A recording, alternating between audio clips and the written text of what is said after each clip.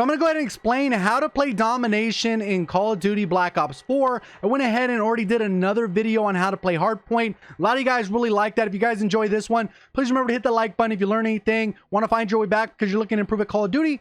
Please remember to hit that red subscribe button, turning it to gray with notifications on by ringing that bell. So what I'm gonna do right here is show off a little bit of a custom gameplay, and then I'm gonna go ahead and transition to a regular gameplay breakdown. So right here, no one jumped on A, right? So you need at least one person to jump on A. Typically, one person will hang back. So 9 times out of 10, someone's gonna go over here and land on A, right? So typically what you're gonna wanna do is not necessarily focus on B. If you can get B right out of the gate, go ahead and go get B.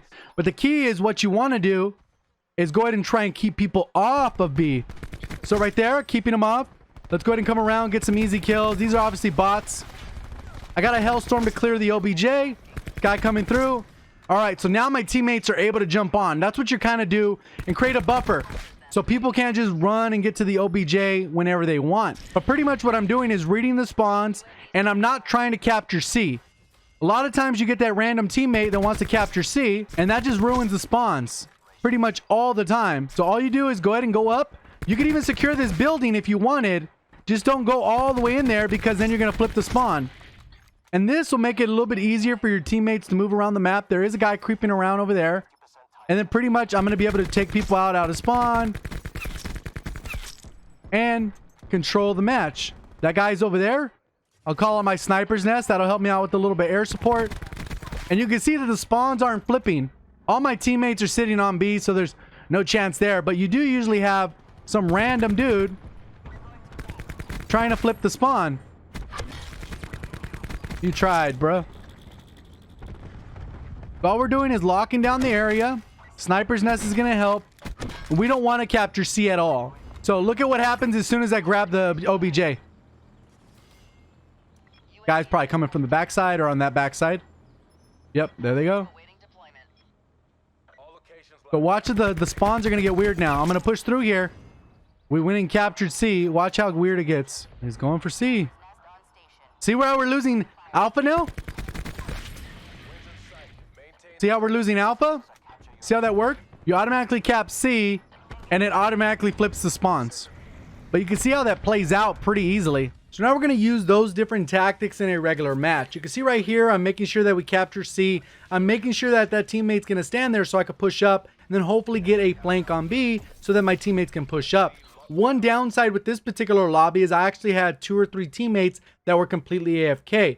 Look at how easy these clean shots are. Come through. They're focused on the other side of the map. I jump up, trying to hold this off while my teammates are pushing up. So it kind of creates a little bit of distraction. And that's the whole goal here. You can see that no one on my team is moving. Literally everyone's sitting in spawn. I come back through. I peek real quick to see if I can get anybody. Clean up both of these kills. And then my teammates still haven't pushed forward. Now these guys know they're on to me. There is a guy pushing through mid on my team, kind of peeking around. You can see one of the teammates is behind me now, but we're still waiting for these AFK players to get out of the lobby. They can make it considerably harder to actually play the mode. So right here, my teammates are jumping on it. I'm seeing if I can get any easy kills. Then I'm working my way back through. There is someone over here trying to snipe, end up taking him out, and then I'm able to work my way back around to the other side of the map. And that's the goal right here. I'm just trying to get some of my streaks together, especially if you're playing solo. Streaks are going to be helpful. This guy's shooting the barbed wire. I go ahead and easy cleanup kill. And then when I jump up here, there ended up being a guy hid away. I couldn't even see where the guy was. They had that little cloak thing that the new specialist brings to the table. Kind of annoying. And I still have 2 teammates sitting at the back of the spawn, which again, like I said, makes it way trickier. But we're triple capped right now. We're not in a good spot. We got to wait for these guys to actually leave the match. And you get into some tricky situations, but be aware that pretty much you can turn the game around as long as you got a full team and you're utilizing your streaks to give you that map awareness and map control. So right here, what I'm going to do is I see someone's right there. I decide if I can go ahead and take a different angle. And as you can see, as soon as the enemy players grabbed our flag, the spawns actually flipped in a weird way where they actually lost Bravo. And that's kind of odd. If you're double capped, why would you ever give that up to still be double capped? And that's 9 times out of 10 what you're gonna do. So also just a heads up, I only have 3 deaths in the entire match, and that's just focusing on map awareness. Did a complete video on how to play without a UAV, so it's not 100% necessary when you're playing a mode, especially like this where the spawns are pretty rigid. I'll go ahead and take that guy out over there, seeing if anyone else is gonna come around. I'm just kind of work a way around so I can get my streaks, because I know as soon as I call those in, As long as we maintain the flags here, we're going to have a good opportunity. I'm waiting for some teammates to push up mid so I can get another couple easy kills when the other enemy players try to contest. So right here I'm pushing up. Hopefully someone's going to run by, which you'll go ahead and see. End up taking that guy out, and then I relocate because I don't know if there's someone right around the corner. Looks like someone's in the window. It looks like he's jumping down to engage me. End up winning that gunfight. It was a 50-50. I landed the shots first, so I was able to get the kills. And then right here you can see we've secured A, and we're going to go ahead and jump out and get B. I slid out expecting that the teammates were shooting at that range. And now we're just going to go ahead and take this over. Teammates behind him, teammates in front, and we have a good balance of this objective. I'm going to go ahead and help to capture B. And then as soon as this is done, I'm going to go ahead and rotate back around that left side, because then that's where the flank will more than likely come from. You can see that the right side, there's a couple teammates. Mid, there's a bunch of teammates. I'm able to take this guy out, and that leads to getting my first streak. But since there's only about 14 ticks left in the round, I'm going to leave my streaks be. I'm not going to actually call them in. I'll just go ahead and save them for the second half so they can actually be used for the full length of the time. And then a good streak to hold on to a lot of times is a Hellstorm heading into the second half. And the main reason for that is because as soon as they jump on B, you'll be able to get that easy, clean kill, because as soon as they touch it, you know they're out in the open. Get a couple clean kills there. We got about 10 ticks left. I'm pre-aiming the spawn, seeing if I can get any kills here, because I'm not really trying to flip the spawns, but my teammates ended up jumping on it, so I figure I'll get the free points. And that's sometimes what you have to do. That guy doesn't know better. I'm not on the mic telling him, leave C alone. I'm not doing that. I'm just going to let them play their game the way they're playing, and then this will allow it to the spawns flip, but at least I'm a part of it instead of being caught off guard. A lot of times you could be caught in a bad spot. That one I purposely allowed the spawns to flip because my teammate was not going to go ahead and change his mind.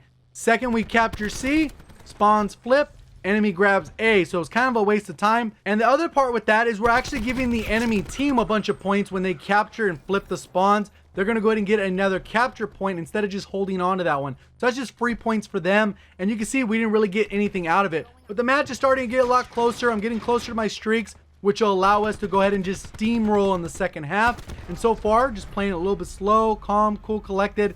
19-1, even though we were shorthanded at the beginning, we were able to get a couple new players in there, which allow us to just take over the game. So with the Thresher and the Strike team, you can call them in immediately. I made sure that they did not have a hacker. They do not have 0 on their team. So pretty much they're not going to be able to capture B. I go ahead and make sure I capture A because literally no one hung out over there. And then my Strike team lands right there as well. So they'll go ahead and push around, because if someone's going to go around that right side, which you can see they're doing, pre-aiming, take them out, easy kill there.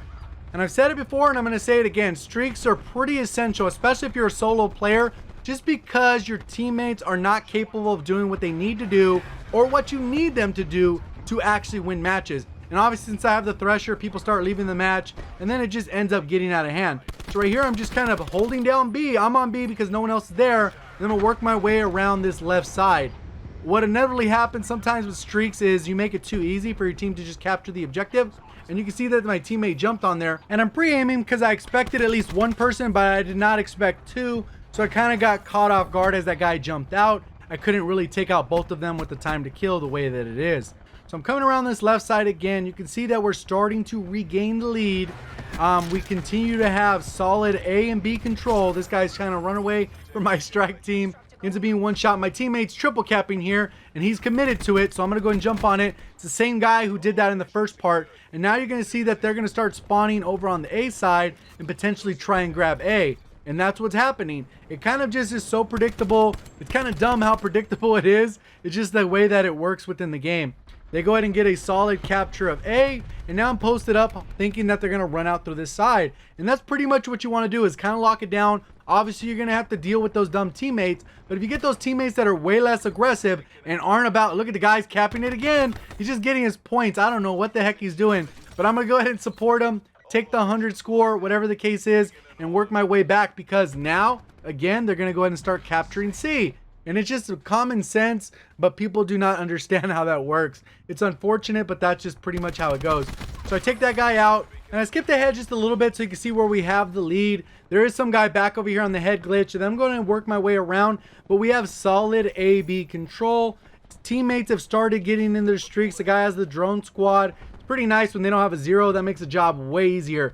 When teams have 0 plus they're shooting down every streak you own, makes it pretty difficult to try to control the entire lobby. So you can see how kind of everything's played out. You can see my teammates are already kind of pushing around to C. So it looks like the spawns are already going to flip again. Once this guy dies, that's pretty much the last guy over here. And the spawns have pretty much fully flipped. And now we're losing A. And sometimes there's nothing you can do. Your teammates are going to jump on it. You might as well go for it. We already lost A, so we have to get C. And that guy who's running Torque, he continued to stay on the objective every single time. And he was more about just flipping the spawns.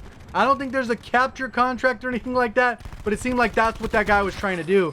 Take out that guy pretty cleanly, and then the momentum just takes over the game, and we pretty much end up dominating. So I ended up going 44-3, nothing crazy. I ended up having 11 captures because of how the spawns kept flipping. But hopefully you guys did enjoy the video or got something out of it. If you'd like me to continue this series, please remember to hit the like button. If you're brand new to the channel, you'd like to find your way back because you're looking to improve at Call of Duty, please remember to hit that red subscribe button, turn it to gray with notifications on. See you guys all in the next one. Thank you for watching. As always, have a great day.